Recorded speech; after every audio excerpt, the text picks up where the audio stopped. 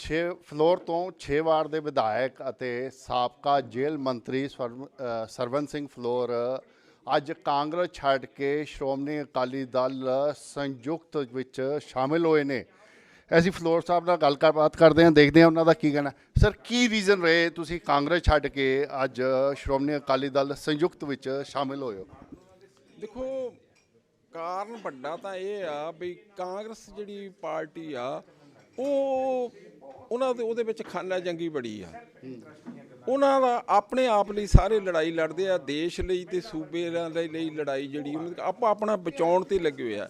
ਜਿਹੜੀ ਪਾਰਟੀ ਆਪਣਾ ਘਰ ਨਹੀਂ ਸੰਭਾਲ ਸਕਦੀ ਉਹ ਦੇਸ਼ ਨੂੰ ਤੇ ਸੂਬੇ ਨੂੰ ਕਿਸ ਤਰ੍ਹਾਂ ਸੰਭਾਲੇਗੀ। ਇਸ ਕਰਕੇ ਇਹ ਮੈਂ ਕਾਂਗਰਸ ਨੂੰ ਜਿਹੜਾ ਆ ਉਹ ਕਿਹਾ ਇਹ ਜਾ ਰਿਹਾ ਤੁਸੀਂ ਆਪਣੇ ਬੇਟੇ ਲਈ ਫਲੋਰ ਤੋਂ ਟਿਕਟ ਮੰਗ ਰਹੇ ਸੀ, ਉਹ ਟਿਕਟ ਨਹੀਂ ਮਿਲੀ, ਇਸ ਕਰਕੇ ਹੁਣ ਤੁਸੀਂ ਸ਼੍ਰੋਮਣੀ ਅਕਾਲੀ ਦਲ ਸੰਯੁਕਤ ਵਿੱਚ ਆ ਗਏ।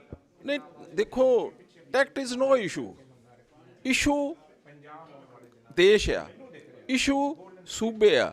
ਹੁਣ ਜਦੋਂ ਉਹ ਟਿਕਟਾਂ ਟੁਕਟਾਂ ਦੀ ਤਾਂ ਹੁਣ ਜੇ ਦੇਸ਼ ਜਿਹੜਾ ਆ ਉਹ ਪਿੱਛੇ ਜਾ ਰਿਹਾ ਹੋਵੇ ਇਹਨਾਂ ਦੇ ਕਾਰਨ ਉਹਦੀ ਇਹਨਾਂ ਦੀ ਸੋਚ ਨਾ ਹੋਵੇ, ਸੂਬੇ ਦੀ ਪ੍ਰਤੀ ਇਹਨਾਂ ਦੀ ਸੋਚ ਨਾ ਹੋਵੇ, ਤੇ ਉਹਦੇ ਤੋਂ ਆਪਾਂ ਕੀ ਆਸ ਰੱਖ ਸਕਦੇ ਆ? ਫਿਰ ਜਿਹੜਾ ਘਰ 'ਚ ਲੜਾਈ ਲੜੀ ਜਾਂਦੇ ਆ ਉਹ ਤੋਂ ਦੇਸ਼ ਦੀ ਭਲੇ ਦੀ ਕੀ ਸੋਚ ਸਕਦੇ ਆ, ਸੂਬੇ ਦੇ ਭਲੇ ਦੀ ਕੀ ਸੋਚ ਸਕਦੇ ਆ?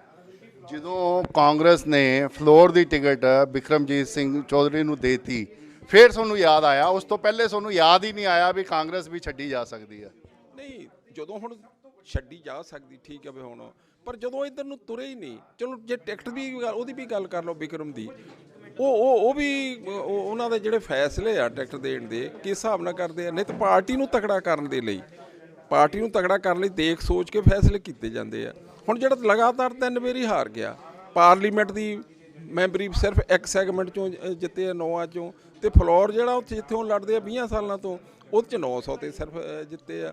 ਤੇ ਇਸ ਕਰਕੇ ਟਿਕਟਾਂ ਦੀ ਵੀ ਵੰਡ ਜਿਹੜੀ ਆ ਨਾ ਉਹ ਵੀ ਕੋਈ ਮੈਰਿਟ ਤੇ ਨਹੀਂ। ਇਸੇ ਕਰਕੇ ਹੁਣ ਕਾਂਗਰਸ ਨੂੰ ਛੱਡ ਕੇ ਹੋਰ ਵੀ ਬਹੁਤ ਜਾ ਰਹੇ ਆ। ਪਰ ਅਸਲ ਮਸਲਾ ਜਿਹੜਾ ਆ, ਜੇ ਦੇਸ਼ ਨੂੰ ਬਚਾਉਣਾ, ਜੇ ਸੂਬੇ ਨੂੰ ਬਚਾਉਣਾ, ਜੇ ਸੂਬੇ ਦੇ ਹਿੱਤਾਂ ਨੂੰ ਬਚਾਉਣਾ, ਤੇ ਇਸ ਤੋਂ ਬਿਨਾਂ ਹੋਰ ਕੋਈ ਅਲਟਰਨੇਟਿਵ ਨਹੀਂ। ਜਦੋਂ ਤੁਸੀਂ ਸ਼੍ਰੋਮਣੀ ਅਕਾਲੀ ਦਲ ਛੱਡ ਕੇ ਕਾਂਗਰਸ 'ਚ ਗਏ ਉਸ ਟਾਈਮ ਵੀ ਤੁਹਾਨੂੰ ਟਿਕਟ ਨਹੀਂ ਮਿਲੀ? ਉਹ ਦੇਖੋ, ਉਦੋਂ ਵੀ ਮੈਂ ਪਹਿਲਾਂ ਜਿਸ ਤਰ੍ਹਾਂ ਦੱਸਿਆ, ਮੈਂ ਬਿਲਕੁਲ ਮੇਰੀ ਮਨਸ਼ਾ ਨਹੀਂ ਸੀ, ਪਰ ਮੈਨੂੰ ਕੈਪਟਨ ਸਾਹਿਬ ਨੇ ਬੁਲਾ ਕੇ ਆਪ ਕਿਹਾ ਵੀ ਤੁਸੀਂ ਮੇਰੇ ਨਾਲ ਸ਼ਾਮਲ ਹੋ। ਮੈਂ ਕਿਹਾ ਮੈਂ ਸ਼ਾਮਲ ਨਾ, ਮੈਨੂੰ ਤੁਸੀਂ ਕਰਾਓ, ਮੈਂ ਅਕਾਲੀ ਦਲ ਦਾ ਵਿਰੋਧ ਜ਼ਰੂਰ ਕਰੂੰਗਾ ਪਰ ਸ਼ਾਮਲ ਨਾ ਕਰੋ। ਪਰ ਉਹਨੇ ਇੰਨਾ ਮੇਰੇ ਤੇ ਬਣਾਇਆ, ਇੰਨਾ ਮੈਨੂੰ ਦਬਾਅ ਬਣਾਇਆ ਜਾਂ ਕੀਤਾ ਵੀ ਮੈਂ ਤੁਹਾਨੂੰ ਇਲੈਕਸ਼ਨ ਲੜਾਉਣੀ ਆ, ਤੇ ਉਸ ਵੱਲ ਉਹਨਾਂ ਨੇ ਮੇਰੀ ਕੀਤੀ ਵੀ, ਪਰ ਮੈਨੂੰ ਟਿਕਟ ਉਹਨਾਂ ਨੇ ਨਹੀਂ ਦਿੱਤੀ। ਮੈਂ ਫਿਰ 5 ਸਾਲ ਉੱਥੇ ਬੈਠਾ ਰਿਹਾ। ਤੇ ਇਸ ਕਰਕੇ ਹੁਣ ਜਿਹੜੀਆਂ ਇਹ ਚੋਣਾਂ ਉਹਦੇ 'ਚ ਦੇਸ਼ ਦਾ ਭਵਿੱਖ ਤੇ ਸੂਬੇ ਦਾ ਭਵਿੱਖ ਜਿਹੜਾ ਆ ਉਹ ਇਹਨਾਂ ਦੇ ਹੱਥਾਂ 'ਚ ਢੀਂਡਸਾ ਸਾਹਿਬ ਤੇ BJP ਦੇ ਹੱਥਾਂ 'ਚ ਇਹ ਸੁਰੱਖਿਅਤ ਹੋ ਸਕਦਾ। ਫਲੋਰ ਸਾਹਿਬ, ਜਦੋਂ ਤੁਸੀਂ ਸ਼੍ਰੋਮਣੀ ਅਕਾਲੀ ਦਲ 'ਚ ਸੀਗੇ, ਤੁਹਾਡੇ ਤੇ ਬੜੇ ਆਰੋਪ ਲੱਗੇ, ਨਸ਼ੇ ਦੇ ਬੜੇ ਆਰੋਪ ਲੱਗੇ, ਤੁਹਾਡੇ ਤੇ ED ਦੀ ਵੀ ਰੇਡ ਹੋਈ, ਉਸ ਤੋਂ ਬਾਅਦ ਤੁਸੀਂ ਕਾਂਗਰਸ 'ਚ ਗਏ। ਕਦੋਂ? ਨਹੀਂ, ਉਹ ED ਤੁਸੀਂ ਕਹਿੰਦੇ ਨਸ਼ੇ ਦੀ ਆ। ਮੈਂ ਪਹਿਲਾਂ ਵੀ ਦੱਸਿਆ ਕਿ ਨਸ਼ੇ ਦਾ ਕੇਸ ਮੈਨੂੰ ਦੇਸ਼ ਦੇ ਕਿਸੇ ਥਾਣੇ ਦੇ ਵਿੱਚ ਕਹਿ ਦੇ ਤੁਹਾਡੇ ਤੇ NDPS ਦਾ ਐਕਟ ਦਾ ਪਰਚਾ ਦਰਜ ਹੋਇਆ ਹੈ, ਕੋਈ ਦਿਖਾਲ ਦਿਓ।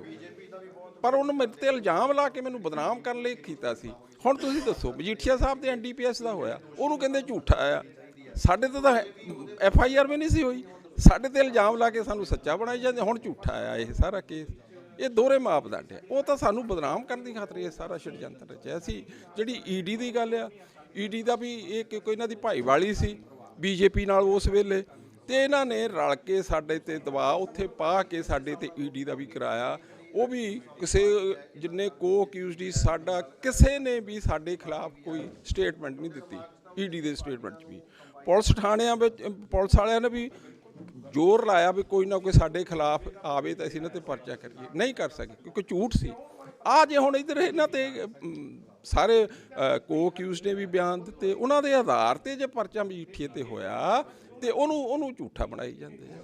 ਫਲੋਰ ਜੀ, ਮੈਨੂੰ ਗੱਲ ਸਮਝ ਨਹੀਂ ਆਉਂਦੀ, ਜਦੋਂ ਤੁਸੀਂ ਸ਼੍ਰੋਮਣੀ ਅਕਾਲੀ ਦਲ 'ਚ ਸੀਗੇ ਉਹ ਕਿਉਂ ਤੁਹਾਨੂੰ ਬਦਨਾਮ ਕਰਨਗੇ? ਤੁਸੀਂ ਤਾਂ ਬੜੇ ਸੀਨੀਅਰ ਲੀਡਰ ਸੀਗੇ, ਤੁਸੀਂ ਮੰਤਰੀ ਰਹੇ ਹੋ, 6 ਵਾਰ ਦੇ ਤੁਸੀਂ ਵਿਧਾਇਕ ਹੋ, ਛੋਟੀ ਪਾਰਟੀ ਤੁਹਾਨੂੰ ਕਿਉਂ ਬਦਨਾਮ ਕਰੇਗੀ? ਇਸੇ ਕਰਕੇ ਕਿਉਂਕਿ ਤੁਸੀਂ ਗੱਲ ਵੀ ਸੀਨੀਅਰ ਸੀ, ਉਹ ਫਿਰ ਹੁਣ ਸੀਨੀਅਰ ਨੂੰ ਨਾ ਤੇ ਟੋਲਰੇਟ ਨਹੀਂ ਹੋ ਸਕੀ ਸੀਨੀਅਰਟੀ। ਮੇਰੀ ਸੀਨੀਅਰਟੀ ਜਿਹੜੀ ਆ ਮੇਰੇ ਲਈ ਕ੍ਰਾਈਮ ਬਣੀ ਆ। ਵੀ ਇਹ ਸਾਡੇ ਬਰਾਬਰ ਆ ਗਿਆ। ਮੇਰੀ ਚੇਅਰ ਹਾਲੇ ਮੁੱਖ ਮੰਤਰੀ ਦੇ, ਮੈਂ ਕੋਈ ਕਲੇਮ ਨਹੀਂ ਸੀ ਕਰਦਾ ਮੁੱਖ ਮੰਤਰੀ ਦਾ ਜਾਂ ਡਿਪਟੀ ਮੁੱਖ ਮੰਤਰੀ ਦਾ, ਚੇਅਰ ਮੇਰੀ ਸੀਨੀਅਰਟੀ ਨਾਲ ਜ਼ਰੂਰ ਲੱਗੇ ਸੀ, ਪਰ ਉਹਨਾਂ ਤੇ ਟੋਲਰੇਟ ਨਹੀਂ ਹੋਈ। ਫਿਰ ਮੈਨੂੰ ਉਹਨਾਂ ਨੇ ਇਸੇ ਕਰਕੇ ਮੈਨੂੰ 12 ਦੇ ਵਿੱਚ ਫਲੋਰ ਮੇਰਾ ਜੱਦੀ ਘਰ ਜਿੱਥੋਂ ਮੈਂ ਲਗਾਤਾਰ ਜਿੱਤਦਾ ਰਿਹਾ, ਮੈਨੂੰ ਕਰਤਾਰਪੁਰ ਭੇਜ ਦਿੱਤਾ ਵੀ ਉੱਥੇ ਹਾਰ ਜਾਊਗਾ ਜਾ ਕੇ, ਪਰ ਮੈਂ ਉੱਥੋਂ ਵੀ ਜਿੱਤ ਗਿਆ। ਉਹ ਟੋਲਰੇਟ ਫਿਰ ਆਹ ਛੜਯੰਤਰ ਸਾਰਾ ਰਚ ਕੇ ਮੈਨੂੰ ਬਦਨਾਮ ਕਰਨ ਦੀ ਖਾਤਰ ਇਹਨਾਂ ਨੇ ਕੀਤਾ। ਫਲੋਰ ਸਾਹਿਬ, ਹੁਣ ਜਦੋਂ ਇਲੈਕਸ਼ਨ ਹੈਗੇ ਆ, ਤੁਸੀਂ ਨਵੀਂ ਪਾਰਟੀ ਜੁਆਇਨ ਕਰ ਲਈ ਆ, ਸ਼੍ਰੋਮਣੀ ਅਕਾਲੀ ਦਲ ਸੰਯੁਕਤ, ਹੁਣ ਜਦ ਟਿਕਟ ਮਿਲਦੀ ਹੈ ਤੁਸੀਂ ਇਲੈਕਸ਼ਨ ਲੜੋਗੇ? ਤੁਹਾਡਾ ਬੇਟਾ ਇਲੈਕਸ਼ਨ ਲੜੂਗਾ ਫਲੋਰ ਤੋਂ? ਦੇਖੋ ਗੱਲ ਇਹ ਆ, ਮੈਂ ਕੰਡੀਸ਼ਨ ਨਹੀਂ ਸੀ ਰੱਖੀ ਕੋਈ, ਉਹ ਤਾਂ ਢੀਂਡਸਾ ਸਾਹਿਬ ਨੇ ਆਪੇ ਹੀ ਕਹਿਤਾ ਵੀ ਅਸੀਂ ਇਹਨਾਂ ਨੂੰ ਇਲੈਕਸ਼ਨ ਲੜਾਉਣੀ ਆ, ਤੇ ਜੇ ਮੈਨੂੰ ਸੇਵਾ ਦੇਣਗੇ ਇਹਨਾਂ ਨੇ ਕਿਹਾ ਜਿੱਦਾਂ, ਮੈਂ ਨਹੀਂ ਕੋਈ ਕੰਡੀਸ਼ਨ ਰੱਖੀ, ਤੇ ਉਹ ਫਿਰ ਜਿੱਥੋਂ ਮੁਕੰਮਲ ਤਾਂ ਉਹ ਤਾਂ ਪਾਰਟੀ ਦੇ ਅਹੁਦੇ ਵੀ ਨਾਲ ਦੀ ਨਾਲ ਹੀ ਦੇਤੇ, ਤੁਸੀਂ ਅੱਜ ਹੀ ਸ਼ਾਮਿਲ ਹੋਏ ਹੋ, ਅੱਜ ਹੀ ਤੁਹਾਨੂੰ ਪਾਰਟੀ ਦੇ ਅਹੁਦੇ ਵੀ ਦੇ ਦਿੱਤੇ ਔਰ ਬੜੇ ਇੰਪੋਰਟੈਂਟ ਅਹੁਦੇ ਦੇ ਦਿੱਤੇ। ਚਲੋ ਉਹ ਢੀਂਡਸਾ ਸਾਹਿਬ ਦਾ ਧੰਨਵਾਦ ਆ, ਕਿਉਂਕਿ ਅਸੀਂ ਅੱਜ ਦੇ ਨਹੀਂ, ਇਹ 72 'ਚ ਆਏ ਸੀ, ਮੈਂ 77 'ਚ ਆਇਆ ਸੀ। ਜਿਸ ਤਰ੍ਹਾਂ ਉਹ ਦੱਸ ਕੇ ਅਸੀਂ ਰਲ ਕੇ ਪੰਜਾਬ ਲਈ, ਪੰਥ ਲਈ ਬਹੁਤ ਕੰਮ ਕੀਤਾ, ਬਹੁਤ ਵੱਡਾ ਕੰਮ ਕੀਤਾ, ਤੇ ਅਸੀਂ ਪੁਰਾਣੇ ਵਾਕਫ ਸੀ ਮੇਰੇ ਕੰਮ ਤੋਂ, ਤੇ ਉਹਨਾਂ ਦਾ ਧੰਨਵਾਦ ਹੈ ਜਿਹਨਾਂ ਨੇ ਸਾਨੂੰ ਇਹ ਨਵਾਜਿਆ, ਇਹ ਅਹੁਦੇ ਦੇ ਕੇ ਨਵਾਜਿਆ, ਬਹੁਤ ਧੰਨਵਾਦ। ਸਾਡੇ ਨਾਲ ਦਮਨਵੀਰ ਸਿੰਘ ਵੀ ਹੈ, ਜਿਹੜੇ ਕਿ ਫਲੋਰ ਸਾਹਿਬ ਦੇ ਬੇਟੇ ਨੇ, ਉਹਨਾਂ ਨਾਲ ਵੀ ਗੱਲਬਾਤ ਕਰਦੇ ਆ, ਦੇਖਦੇ ਆ ਉਹਨਾਂ ਦਾ ਕੀ ਕਹਿਣਾ ਹੈ। ਉਹ ਇਲੈਕਸ਼ਨ ਲੜਨਾ ਚਾਹੁੰਦੇ ਆ ਫਲੋਰ ਤੋਂ, ਤੇ ਦੇਖਦੇ ਆ ਉਹਨਾਂ ਦਾ ਇਸ ਬਾਰੇ, ਕਿਉਂਕਿ ਫਲੋਰ ਸਾਹਿਬ 6 ਵਾਰ ਦੇ ਵਿਧਾਇਕ ਨੇ ਔਰ ਜੇਲ੍ਹ ਮੰਤਰੀ ਰਹੇ ਨੇ। ਫਲੋਰ ਸਾਹਿਬ ਬੜੇ ਸੀਨੀਅਰ ਲੀਡਰ ਹੈ ਔਰ ਸ਼੍ਰੋਮਣੀ ਅਕਾਲੀ ਦਲ ਛੱਡ ਕੇ ਕਾਂਗਰਸ ਵਿੱਚ ਜੁਆਇਨ ਕੀਤੀ ਸੀ, ਕਾਂਗਰਸ ਛੱਡ ਕੇ ਇਹਨਾਂ ਨੇ ਹੁਣ ਸ਼੍ਰੋਮਣੀ ਅਕਾਲੀ ਦਲ ਸੰਯੁਕਤ ਜਿਹੜਾ ਹੈ ਉਹ ਜੁਆਇਨ ਕਰ ਦਿੱਤਾ। ਔਰ ਫਲੋਰ ਸਾਹਿਬ ਦਾ ਕਹਿਣਾ ਹੈ ਕਿ ਉਹ ਟਿਕਟ ਦੀ ਦੌੜ ਵਿੱਚ ਨਹੀਂ ਸੀਗੇ, ਪਰ ਅੱਜ ਢੀਂਡਸਾ ਸਾਹਿਬ ਨੇ ਕਿਉਂਕਿ ਉਹਨਾਂ ਨੂੰ ਕਹਿ ਦਿੱਤਾ, ਉਹਨਾਂ ਨੂੰ ਵਿਸ਼ਵਾਸਨ ਦਿੱਤਾ ਔਰ ਕਿਹਾ ਕਿ ਉਹ ਫਲੋਰ ਤੋਂ ਉਹਨਾਂ ਨੂੰ ਇਲੈਕਸ਼ਨ ਲੜਾਉਣਾ ਚਾਹੁੰਦੇ ਆ। ਔਰ ਕਹਿੰਦੇ ਜਦੋਂ ਢੀਂਡਸਾ ਸਾਹਿਬ ਨੇ ਫੈਸਲਾ ਕਰ ਲਿਆ ਜਾਂ ਉਹਨਾਂ ਦੀ ਪਾਰਟੀ ਨੇ ਫੈਸਲਾ ਕਰ ਲਿਆ ਤਾਂ ਅਸੀਂ ਇਲੈਕਸ਼ਨ ਜ਼ਰੂਰ ਲੜਾਂਗੇ। ਦੂਜਾ, ਅੱਜ ਢੀਂਡਸਾ ਸਾਹਿਬ ਨੇ ਫਲੋਰ ਅਤੇ ਉਹਨਾਂ ਦੇ ਬੇਟੇ ਨੂੰ ਪਾਰਟੀ ਵਿੱਚ ਇੰਪੋਰਟੈਂਟ ਅਹੁਦੇ ਵੀ ਦੇ ਦਿੱਤੇ। ਦਮਨਪ੍ਰੀਤ ਸਿੰਘ ਫਲੋਰ ਨੂੰ ਜਿਹੜਾ ਹੈਗਾ, ਉਹਨਾਂ ਨੂੰ ਜਿਹੜਾ ਅਹੁਦਾ ਦਿੱਤਾ ਜਨਰਲ ਸੈਕਟਰੀ ਦਾ ਦਿੱਤਾ, ਜਦ ਕਿ ਫਲੋਰ ਸਾਹਿਬ ਨੂੰ ਜਿਹੜਾ ਵਾਈਸ ਪ੍ਰੈਜ਼ੀਡੈਂਟ ਦਾ ਦਿੱਤਾ ਅਹੁਦਾ, ਪਾਰਟੀ ਦੇ ਸੀਨੀਅਰ ਜਿਹੜੇ ਅਹੁਦੇ ਆ ਉਹ ਵੀ ਦੇ। ਦਮਨਪ੍ਰੀਤ ਜੀ, ਤੁਸੀਂ ਤੁਹਾਡਾ ਕੀ ਕਹਿਣਾ ਜਿਹੜਾ ਤੁਸੀਂ ਆ ਫੇਰ ਬਦਲ ਹੋਇਆ, ਪਹਿਲੇ ਸ਼੍ਰੋਮਣੀ ਅਕਾਲੀ ਦਲ ਤੋਂ ਕਾਂਗਰਸ, ਕਾਂਗਰਸ ਤੋਂ ਹੁਣ ਸ਼੍ਰੋਮਣੀ ਅਕਾਲੀ ਦਲ ਸੰਯੁਕਤ? ਦੇਖੋ, ਕਾਂਗਰਸ ਦੇ ਵਿੱਚ ਜਦੋਂ ਅਸੀਂ ਗਏ ਸੀ, ਸਾਡੇ ਕੋਲੇ ਪਲੇਟਫਾਰਮ ਨਹੀਂ ਸੀ ਸ਼੍ਰੋਮਣੀ ਅਕਾਲੀ ਦਲ ਸੰਯੁਕਤ ਦਾ। ਅਸੀਂ ਸ਼ੁਰੂ ਤੋਂ ਅਕਾਲੀ ਪਰਿਵਾਰ ਹੈ, ਮੇਰਾ ਜਨਮ ਵੀ ਅਕਾਲੀ ਦਲ ਦੇ ਵਿੱਚ ਹੋਇਆ, ਸਾਡੀ ਨੀਤੀਆਂ ਹਮੇਸ਼ਾ ਅਕਾਲੀ ਦਲ ਦੇ ਨਾਲ ਮੇਲ ਖਾਂਦੀਆਂ ਸੀ। ਉਸ ਸਮੇਂ ਵੀ ਸਾਡੇ ਨਾਲ ਗੱਲ ਕੀਤੀ ਸੀ ਕੈਪਟਨ ਅਮਰਿੰਦਰ ਸਿੰਘ ਸਾਹਿਬ ਨੇ, ਉਹ ਵੀ ਕਿਸੇ ਸਮੇਂ ਅਕਾਲੀ ਦਲ 'ਚ ਸੀਗੇ।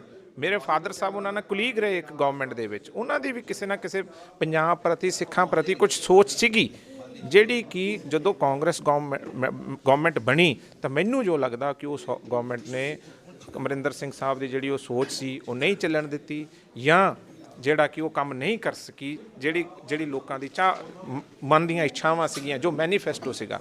ਇਸ ਕਰਕੇ ਅਸੀਂ ਜਿਹੜਾ ਸ਼੍ਰੋਮਣੀ ਅਕਾਲੀ ਦਲ ਸੰਯੁਕਤ, ਜਿਹੜੀ ਕਿ ਸਾਡੀ ਆਪਣੀ ਪਾਰਟੀ ਹੈ, ਪੰਜਾਬੀਆਂ ਦੀ ਮਾਂ ਪਾਰਟੀ ਹੈ, ਉਹਦੇ ਵਿੱਚ ਅੱਜ ਅਸੀਂ ਢੀਂਡਸਾ ਸਾਹਿਬ ਦੀ ਅਗਵਾਈ ਦੇ ਵਿੱਚ ਜਿਹੜਾ ਅੱਜ ਸ਼ਾਮਿਲ ਹੋਏ। ਦਮਨਪ੍ਰੀਤ ਜੀ, ਇਹ ਕਿਹਾ ਜਾਂਦਾ ਵੀ ਤੁਹਾਡੇ ਫਾਦਰ ਤੁਹਾਨੂੰ ਪੋਲਿਟਿਕਸ ਵਿੱਚ ਸੈਟਲ ਕਰਨਾ ਚਾਹੁੰਦੇ ਆ, ਔਰ ਇਸੀ ਕਰਕੇ ਜਿਹੜੀ ਭੱਜ ਨੱਠ ਹੈ ਇਸੀ ਕਰਕੇ ਲੱਗੀ ਹੋਈ ਹੈ। ਪਹਿਲੇ ਸ਼੍ਰੋਮਣੀ ਅਕਾਲੀ ਦਲ ਤੋਂ ਕਾਂਗਰਸ 'ਚ ਲੱਗੀ, ਹੁਣ ਕਾਂਗਰਸ 'ਚੋਂ ਸ਼੍ਰੋਮਣੀ ਅਕਾਲੀ ਦਲ ਸੰਯੁਕਤ ਲਈ ਲੱਗੀ ਆ। ਉਹ ਕਿਸੇ ਤਰ੍ਹਾਂ ਤੁਹਾਨੂੰ ਟਿਕਟ ਦਿਲਾਉਣਾ ਚਾਹੁੰਦੇ ਆ, ਤੁਹਾਨੂੰ ਜਿਤਾਉਣਾ ਚਾਹੁੰਦੇ ਆ, ਤੁਹਾਨੂੰ ਪੋਲਿਟਿਕਸ 'ਚ ਸਥਾਪਿਤ ਕਰਨਾ ਚਾਹੁੰਦੇ ਆ। ਕੋਈ ਕਿਸੇ ਨੂੰ ਪੋਲਿਟਿਕਸ 'ਚ ਸਥਾਪਿਤ ਨਹੀਂ ਕਰ ਸਕਦਾ। ਜੇ ਤੁਹਾਡੇ ਫਾਦਰ ਸਾਹਿਬ ਤੁਹਾਨੂੰ ਰਿਪੋਰਟਰ ਬਣਾਉਣਾ ਚਾਹੁੰਦੇ ਸੀ ਤਾਂ ਉਹ ਬਣਾ ਨਹੀਂ ਸਕਦੇ ਜਦ ਤੱਕ ਤੁਹਾਡੇ 'ਚ ਆਪਣੇ 'ਚ ਕੁਆਲਿਟੀ ਹੈ, ਤੁਸੀਂ ਕੁਐਸਚਨ ਨਹੀਂ ਪੁੱਛ ਸਕੋਗੇ ਕਿਸੇ ਨੂੰ। ਇਸੇ ਤਰ੍ਹਾਂ ਮੇਰੇ 'ਚ ਵੀ ਜਿਹੜਾ ਕੋਈ ਵੀ ਹੈ, ਮੈਨੂੰ ਇੱਕ ਨਾਮ ਮਿਲ ਸਕਦਾ, ਪਰ ਮਿਹਨਤ ਮੈਨੂੰ ਆਪਣੀ ਕਰਨੀ ਪੈਣੀ ਹੈ। ਆਪਦੀ ਮਿਹਨਤ ਨਾਲ ਬੰਦਾ ਐਸਟੈਬਲਿਸ਼ ਹੁੰਦਾ ਔਰ ਲੋਕ ਐਸਟੈਬਲਿਸ਼ ਕਰਦੇ ਆ। ਜੇ ਇਸ ਤਰ੍ਹਾਂ ਹੁੰਦਾ ਤਾਂ ਫਿਰ ਪ੍ਰਧਾਨ ਮੰਤਰੀ ਆਪਦੇ ਮੁੰਡੇ ਨੂੰ, ਹਰ ਪ੍ਰਧਾਨ ਮੰਤਰੀ ਇੱਕੋ ਹੀ ਪ੍ਰਧਾਨ ਮੰਤਰੀ ਚੱਲੀ ਜਾਂਦਾ। ਬੰਦੇ ਦੀ ਆਪਦੀ ਕੁਆਲਿਟੀ, ਮਿਹਨਤ, ਲਗਨ ਤੇ ਲੋਕਾਂ ਦਾ ਵਿਸ਼ਵਾਸ ਜਿੱਤਣ ਨਾਲ ਹੀ ਕੋਈ ਲੀਡਰ ਐਸਟੈਬਲਿਸ਼ ਹੋ ਸਕਦਾ, ਨਹੀਂ ਕੋਈ ਨਹੀਂ ਕਰ ਸਕਦਾ। ਦਮਨਵੀਰ ਜੀ, ਹੁਣ ਜਦੋਂ ਕਾਂਗਰਸ ਨੇ ਤੁਹਾਨੂੰ ਟਿਕਟ ਨਹੀਂ ਦਿੱਤੀ, ਤੁਹਾਡੇ ਫਾਦਰ ਸਾਹਿਬ ਲਗਾਤਾਰ ਲੱਗੇ ਹੋਏ ਸੀ ਵੀ ਮੇਰੇ ਬੇਟੇ ਨੂੰ ਟਿਕਟ ਦੇ ਦਿਓ, ਪਰ ਟਿਕਟ ਨਹੀਂ ਮਿਲੀ, ਤਾਂ ਤੁਸੀਂ ਹੁਣ ਸ਼੍ਰੋਮਣੀ ਅਕਾਲੀ ਦਲ ਸੰਯੁਕਤ 'ਚ ਆ ਗਏ ਹੋ ਔਰ ਅੱਜ ਢੀਂਡਸਾ ਸਾਹਿਬ ਨੇ ਤੁਹਾਨੂੰ ਮਤਲਬ ਸ਼ਾਮਿਲ ਕਰਦੇ ਹੋਏ ਤੁਹਾਨੂੰ ਕਹਿ ਵੀ ਦਿੱਤਾ ਕਿ ਅਸੀਂ ਤੁਹਾਨੂੰ ਫਲੋਰ ਤੋਂ ਟਿਕਟ ਦੇਵਾਂਗੇ ਔਰ ਇਲੈਕਸ਼ਨ ਲੜਾਵਾਂਗੇ। ਮੇਰਾ ਫਰਜ਼ ਹੈ ਫਲੋਰ ਦੇ ਲੋਕਾਂ ਨੂੰ ਬਚਾਉਣਾ, ਉਹਨਾਂ ਦੇ ਹੱਕਾਂ ਦੀ ਰਾਖੀ ਕਰਨਾ। ਪਿਛਲੇ 5 ਸਾਲ ਦੇ ਵਿੱਚ ਜਿਹੜੇ ਸਾਡੇ ਹਲਕੇ ਦੀ ਸਰਪ੍ਰਸਤੀ ਕਰਦੇ ਸੀ, ਜਿਨ੍ਹਾਂ ਨੂੰ ਹਲਕਾ ਇੰਚਾਰਜ ਹਾਰ ਕੇ ਵੀ ਲਾਇਆ ਹੋਇਆ ਸੀ, ਉਹਨਾਂ ਨੇ ਜੋ ਕਾਰਨਾਮੇ ਕੀਤੇ ਆ, ਮੈਂ ਉਹਦੇ ਲਈ ਹਰ ਵਾਰ ਚਿੱਠੀ ਲਿਖੀ ਹੈ ਇੰਟਰਨਲ ਪਾਰਟੀ ਦੇ ਵਿੱਚ ਵੀ ਜੋ ਕੰਮ ਕਰਦੇ ਰਹੇ ਆ। ਜੇ ਮਾਫੀਆ ਦੀ ਗੱਲ ਕੀਤੀ ਹੈ ਤਾਂ ਮਾਫੀਆ ਬਾਰੇ ਵੀ ਚਿੱਠੀ ਲਿਖੀ। ਜੋ ਵਸੂਲੀ ਸਕੈਮ ਹੋਇਆ ਸਾਡੇ ਉੱਥੇ ਬਹੁਤ ਵੱਡੇ ਚੈਨਲਾਂ ਤੇ ਆਇਆ, ਜਿਹਦੇ ਵਿੱਚ ਟਾਈਲਾਂ 'ਚੋਂ ਕਮਿਸ਼ਨ ਖਾਧੀ ਗਈ, ਆਰਓ 'ਚੋਂ ਕਮਿਸ਼ਨ ਖਾਧੀ ਗਈ, ਸਾਡੇ ਸਕੂਲਾਂ ਦੇ ਗੇਟ ਤੇ ਨਸ਼ਾ ਵਿਕਦਾ ਰਿਹਾ, ਉਹ ਚਿੱਠੀਆਂ ਲਿਖੀਆਂ, ਰਾਹੁਲ ਗਾਂਧੀ ਤੱਕ ਚਿੱਠੀਆਂ ਲਿਖੀਆਂ। ਮੈਂ ਆਵਾਜ਼ ਚੱਕਦਾ ਰਿਹਾ ਤੇ ਜਿਹੜਾ ਸਾਡਾ ਜਿੱਤਿਆ ਹੋਇਆ ਐਮਐਲਏ ਸੀ ਉਹ ਉਹਦੀ ਭਾਈਵਾਲੀ ਕਰਦਾ ਰਿਹਾ, ਉਹਨੇ ਇੱਕ ਵੀ ਇਸ਼ੂ ਨਹੀਂ ਚੱਕਿਆ। ਕੀ ਹੁਣ ਇਹਨਾਂ ਚੋਰਾਂ ਨੂੰ ਰੋਕਣ ਵਾਸਤੇ ਆਪਣੇ ਹਲਕੇ ਦੇ ਵਿੱਚ ਮੈਂ ਇਹ ਸਟੈਂਡ ਨਾ ਲਵਾਂ? ਰਾਜ ਬਿਨਾਂ ਨਾ ਧਰਮ ਚਲੇ ਹੈ, ਧਰਮ ਬਿਨਾਂ ਸਭ ਦਲੇ ਮਲੇ ਹੈ। ਰਾਜ ਵੀ ਜ਼ਰੂਰੀ ਹੈ। ਅੰਬੇਡਕਰ ਸਾਹਿਬ ਵੀ ਇਹ ਕਹਿੰਦੇ ਆ ਕਿ ਜੇ ਤੁਸੀਂ ਤੁਹਾਡੇ ਕੋਲੇ ਪੋਲੀਟੀਕਲ ਸ਼ਕਤੀ ਨਹੀਂ, ਤੁਸੀਂ ਆਪਣੇ ਸਮਾਜ ਦੀ ਸੇਵਾ ਨਹੀਂ ਕਰ ਸਕਦੇ। ਇਸ ਕਰਕੇ ਪੋਲੀਟੀਕਲ ਸ਼ਕਤੀ ਵੀ ਜ਼ਰੂਰੀ ਹੈ।